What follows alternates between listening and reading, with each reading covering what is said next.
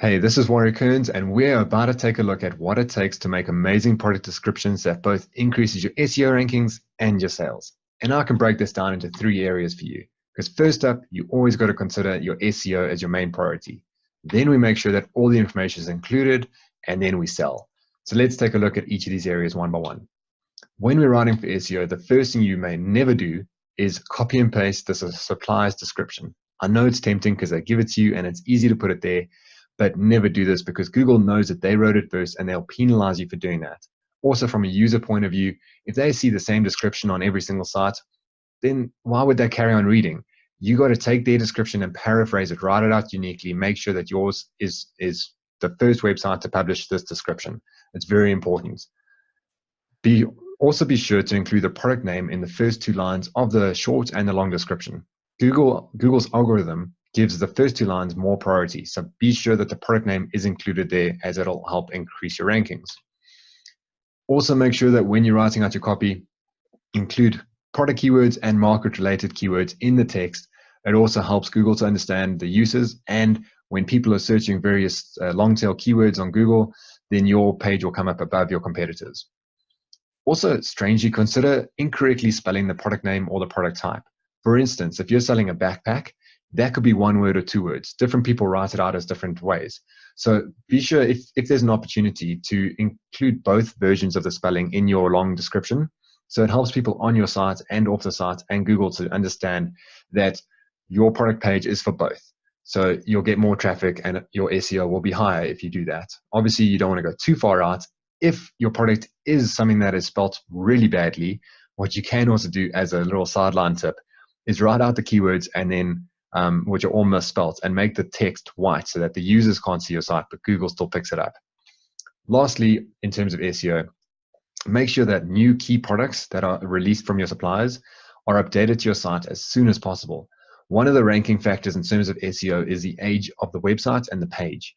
So if you can get your page up quickest, you'll get higher rankings. And also you'll get more traffic, because when that product is announced and people are excited and sharing and visiting and reading about it, if your page is up before your competitors, then you'll get more traffic and ultimately higher SEO, which is awesome. So let's take a look at making sure that you include all the information that people need, because if you don't, if you leave anything out, people are likely to leave your site and go somewhere else. So you got to make sure that all their questions are answered.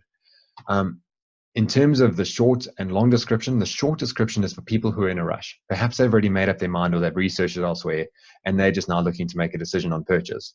So the short description has to have keywords, the product title, of course, in the first two lines, and a call to action. And that's really the short description in its best form. The long description is where you include all the details, everything you can possibly include. Never leave anything out. Your tech specs, your what's in the box, your product reviews, your YouTube video links.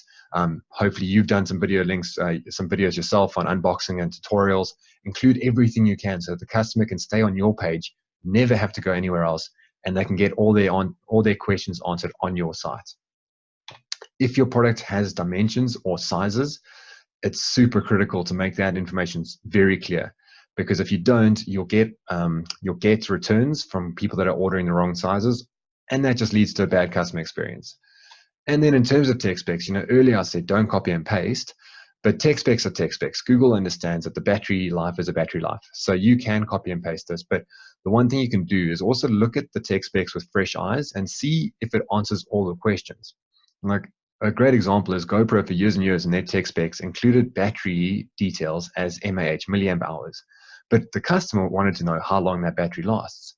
So, now they include the battery is 6,000 milliamp hours, and that gives you 4 hours. But in the early days, that didn't happen. And people used to trawl the net to try and find the answers. And they used to phone around. And if that question is not answered, then be sure to go in there and write the answer out yourself, which is awesome, because now we get to the selling point. So priority number 3 is to write the copy, the text, the product description for your ideal customer for the product that you're selling. Get them excited, build an emotional experience, think about different various uses for the product. Like think about taking this on the mountain or using it in the schoolroom or however this product would be used. Like write that out and attach a bit of emotion to it. So your ideal user would get excited about that, which translates to other users who are reading about this, seeing how the ideal users would use it, and then thinking about how they might use it. And that builds an emotional connection and kind of gets them excited for the sale, and it helps to increase your conversion rate. So that's a really good way to do it.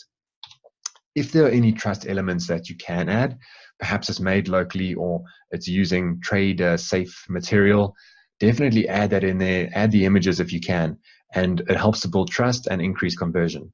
And lastly, always add a call to action. I see this skipped out so many times, and the call to action can just be, it can be straight up, add to cart, but get now, buy now, limited time supply, or now sale is now on, 3 days left, or something like that.